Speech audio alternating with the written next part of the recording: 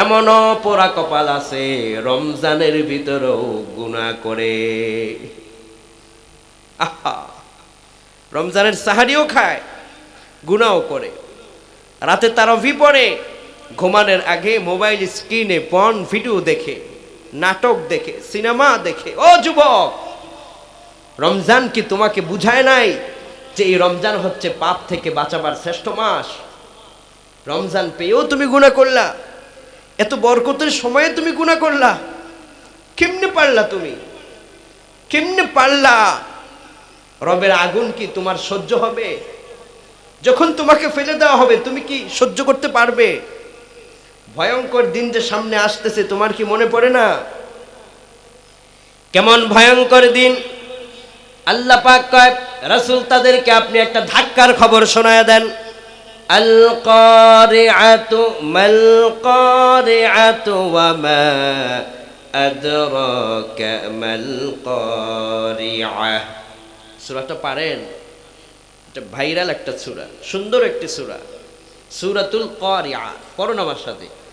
আল কারিআতু মাল কারিআতু ওয়া মা আদরাকা মাল কারিআহ ইয়াওমা ইয়াকুনুন নাসু কাল ফারাশিল মাবসুস ওয়া তাকুনুল জিবালু কাল ইহনিল মানফুশ।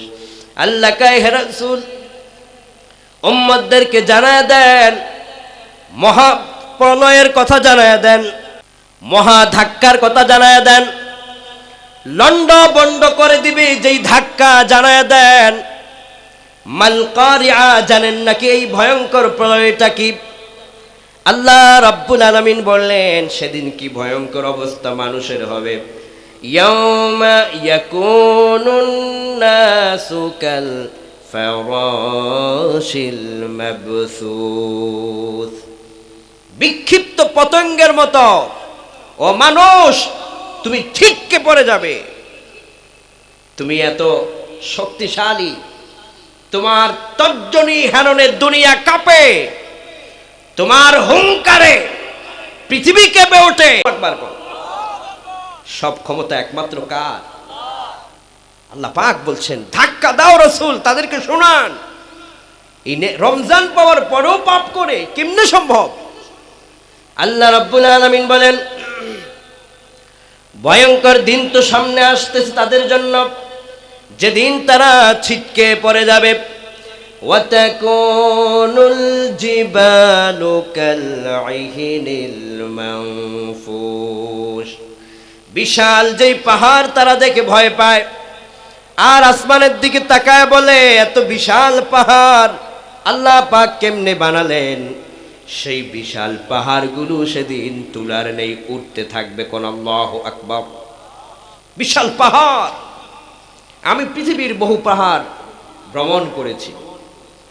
পৃথিবীতে একটি আশ্চর্য পাহাড় আছে চীন দেশে। সেই পাহাড়টিকে নতুন করে বিজ্ঞান গবেষণা করে, যারা আগে বলতো দেয়ার ইজ নো গড, পৃথিবীতে আল্লাহ বলতে কিছু নাই, ওরা এই বিশাল পাহাড়কে গবেষণা করে বলেছে, there is no god except Allah who created man from an embryo, right and your lord is the most বেনিফিসেন্ট।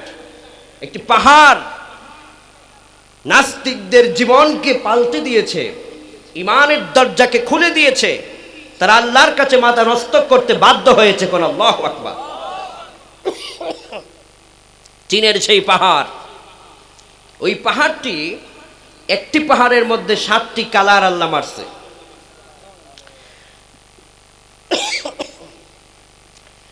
বিজ্ঞানীরা বললেন, ওয়া তাকুনুল জিবালু কাল ইহনিল মানফুশ, পাহাড় যে উড়ে যাবে, এটি আশ্চর্যময় একটি ঘটনা, আশ্চর্যময় ধাক্কা। বিশাল পাহাড় কেমনে উড়বে? বিজ্ঞান গবেষণা করেছে চীনের সেই 7 কালারের পাহাড়কে। ইন্টারন্যাশনাল এয়ারপোর্ট থেকে প্লেন যখন আকাশে উড়ে যায়, প্লেনকে তারা নিল প্রায় 50,000 ফিট মহাশূন্যের উপরে।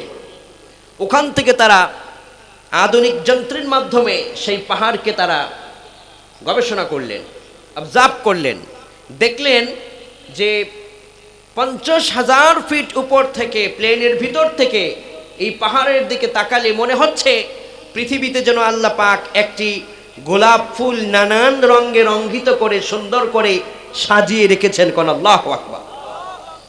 বিজ্ঞানীরা একই পাহাড়ে 7টি কালার দেখে তারা অবাক হয়ে বললেন, এটা কেমনে সম্ভব? পৃথিবীতে তারা অবতরণ করলেন, পাহাড়ের কাছে গেলেন, পাদদেশে গেলেন। ওই পাহাড়ের পাদদেশে গিয়া বিজ্ঞানীরা পাহাড়কে হাত দিয়ে ধরলেন, গবেষণা করতে লাগলেন। বিজ্ঞানী গবেষণা করে কয়, কি অবাক করা বিষয়, যেই পাহাড়ের উচ্চতা সমুদ্র পৃষ্ঠ থেকে 16,000 ফিট উপরে, এই পাহাড়কে গবেষণা করে বিজ্ঞান দেখলেন জমিন থেকে উপরে যত বিশাল পাহাড়, আল্লাহ রাব্বুল আলামিন জমিনের নিচে তার চাইতে আরো 90 গুণ বেশি বড় পাহাড় গেড়ে দিয়ে রেখেছেন। উপরে যত বড়, উপর থেকে 90 গুণ বেশি জমিনের নিচে পাহাড়কে আল্লাহ গেড়ে রেখেছেন। কোন আল্লাহু আকবার। তাহলে ওই জমিনের নিচের 90 থেকে উপরের 10 দুটো মিলে 100 ভাগ পাহাড়টা কত বড় হবে? কোন আল্লাহু আকবার। এইরকম পাহাড় পৃথিবীতে একটা নয়। বিজ্ঞান এবার গবেষণা করে বললেন, এত বিশাল পাহাড় যে আল্লাহ রব্বুল আলামিন বানালেন, ওই আল্লাহ পাক রব্বুল আলামিন এত বড় পাহাড় যে বানাতে পারলেন, না জানি সে আল্লাহ কত বড়। আল্লাহু আকবার করুন। আর কিয়ামতের দিন, মহাপ্রলয়ের দিন, সেদিন এই পাহাড়গুলো তুলার মতো উঠতে থাকবে। আবার ভাবুন অবস্থাটা কেমন হবে, পরিবেশটা কেমন হবে। মানুষগুলো বিক্ষিপ্ত পতঙ্গের মতো ছিটকে পড়ে যাবে। মানুষ সেদিন তার ক্ষমতা প্রয়োগ করতে পারবে না। মানুষ শুধু সেদিন বলবে, বাঁচাও বাঁচাও বাঁচাও। ইয়াকুলুল ইনসানু ইয়াউমাইযিন আইনাল মাফার কাল্লা লা ওয়াজার ইলা রাব্বিকা ইয়াউমাইযিনিল মুস্তাকার। সেদিন আল্লাহ রাব্বুল আলামিনের দরবার ছাড়া বাঁচার কোনো রাস্তা থাকবে না। কোন ঠিক কিনা? সেই ভয়ঙ্কর দিন আসার আগে নিজেকে প্রস্তুত করতে হবে কোরআনে কারীম তেলাওয়াতের মাধ্যমে।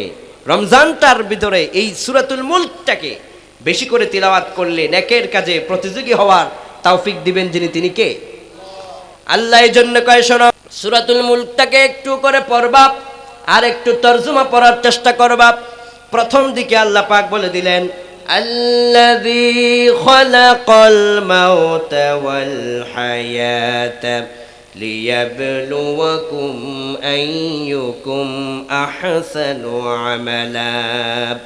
শোনো, দুনিয়াতে পাঠাবার উদ্দেশ্য হলো নেকের কাজে যেন তোমরা প্রতিযোগী হও। এখন থেকে আমরা নেকের কাজে প্রতিযোগিতা করব, বলেন ইনশাআল্লাহ। রমজানে এই সূরাটাকে বেশি করে পড়ে এই সূরা থেকে শিক্ষা নেবার দরকার আছে না নাই? এবার দেখেন আল্লাহ কয়, যদি প্রতিযোগিতা করো তো দুইটা বিষয়ে প্রতিযোগী হও। কোন আল্লাহু আকবার। আল্লাহ কয়, শোনো, ওয়াসারিউ ইলা মাগফিরাতিম মির রাব্বিকুম ওয়া জান্নাতিন আরদুহাস সামাওয়াতু ওয়াল আরদ উইদ্দাত লিল মুত্তাকিন। দুইটা জিনিসের প্রতিযোগিতা করো। এক নম্বরে ক্ষমা পাওয়ার জন্য প্রতিযোগিতা করো, রবের পক্ষ থেকে ক্ষমা পাওয়ার প্রতিযোগিতা করো। 2 নম্বরে জান্নাত পাওয়ার প্রতিযোগিতা করো, যেই জান্নাত জমিন থেকে মহাকাশ যত বিশালতা, জান্নাতের বিশালতা তারও চাইতেও বেশি। যারা রবের ক্ষমার জন্য প্রতিযোগিতা করে, বাড়ির জন্য প্রতিযোগিতা তারা করতে পারে না। যারা রবের ক্ষমার জন্য প্রতিযোগিতা করে, নারীর প্রতিযোগিতা তারা করতে পারে না। রবের ক্ষমা পাওয়ার প্রতিযোগিতা যারা করে, একযোগে তারা গুনাহের পাপের সাম্রাজ্য থেকে নিজেকে ফিরায় রাখে। কোন ঠিক কিনা? প্রতিযোগিতা করো নেকের কাজে, জান্নাত পাওয়ার প্রতিযোগিতা করো। যদি এটা করো তো কি হবে? আল্লাহ রাব্বুল আলামিন বলেন, উইদ্দাত উইদ্দাত লিল মুত্তাকিন। যারা নেকের কাজে প্রতিযোগিতা করে সামনে এগিয়ে যাচ্ছে, আল্লাহ পাক বললেন ওই সমস্ত মুত্তাকিদের জন্য জান্নাতটা অটোমেটিক আল্লাহ তৈরি করে রেখে দিয়েছেন। কোন সুবহানাল্লাহ। তো রমজানুল মুবারকে এই সূরাতুল মুলক বেশি করে পড়বেন। এখন এই প্রথম দিকের তর্জমাটা যখন পড়বেন, দেখবেন যে আপনার নেকের কাজে নিজের মনটাকে পরিচালনা করার জন্য বেশি করে উৎসাহ তৈরি হবে। আমরা এই সূরা থেকে শিক্ষা নেওয়ার তৌফিক যেন নিতে পারি, আল্লাহ তৌফিক দাও, কোন আমিন। এবার দেখেন বিশ্বনবী সূরা মুলক সম্পর্কে কি সুসংবাদ দিয়েছেন। বিশ্বনবী কয়, আন আবি হুরায়রা রাদিয়াল্লাহু আনহু قال قال رسول الله صلى الله عليه وسلم إن سورة من القرآن 30 آية شفعت لرجل حتى غفر له وهي سورة تبارك الذي بيده الملك। وأمتنا কোরআনে কারিমে 30 আয়াত বিশিষ্ট একটা সূরা রেখে দিয়েছি। এই সূরাটাই যারা পড়বে কিয়ামতের দিন তাদের গুনাহগুলো সব মাফ করে দিতে পারেন যিনি, তিনি কে? হিয়াল মানিআতু হিয়াল মুনজিয়াতু তুনজিহি মিন আযাবিল কবর। কবরে যখন তোমাকে রাখা হবে, এই সূরা যারা পাঠ করবে কবরের আযাব থেকে তাদেরকে আল্লাহ এমন ভাবে বাঁচাবেন যেন তাদের কবরে এক ফোঁটাও আযাব না হয়। কোন আল্লাহু আকবার। সূরাতুল মুলকটাকে বিশ্বনবী বলেছেন নিজেদের জীবন সঙ্গী বানায় নাও, কেননা কিয়ামতের দিন এই সূরা মুলক স্বয়ং আল্লাহর সঙ্গে কথা বলে তোমার জন্যে জান্নাতের পারমিশনের ব্যবস্থা করবে। কোন সুবহানাল্লাহ। বিশ্বনবী কয়, ইকরাউল কুরআন ফাইন্নাহু ইয়াতি ইয়াউমাল কিয়ামা শাফিআন লিআসহাবিহি। মুসলিমের বর্ণনায় পড়ো কোরআন পড়ো, কোরআনে কারীম পড়ো। সাহাবায়ে কেরাম বললেন পড়লে কি হবে? নবীজি বললেন কিয়ামতের দিন এই কোরআন সুপারিশ করে তেলাওয়াতকারীকে আমার আল্লাহর জান্নাত পর্যন্ত ঢুকায় দিবে। কোন সুবহানাল্লাহ। জান্নাত আমরা চাই কি চাই না? আর কিছু যে চাই না আমি, চাই গো নাজাত। আল্লাহ তোমার কাছে আমার এই মুনাজাত। আল্লাহ তোমার কাছে আমার এই মুনাজাত। বলেন, আর কিছু যে চাই না আমি, চাই গো নাজাত। আল্লাহ তোমার কাছে আমার এই মুনাজাত। আল্লাহ তোমার কাছে আমার এই মুনাজাত। বলুন আমিন। আমরা আল্লাহ ঘর চাই না, বাড়ি চাই না, তোমার নাজাতটা একটু চাই। তুমি আমাকে নাজাত দিয়ে দাও, আমাদের প্রত্যেককে মাফ করে দাও। কোন আমিন। রমজানে এই সূরা মুলকটাকে বেশি করে পড়বেন, শিক্ষা নেবেন। বলুন ইনশাআল্লাহ।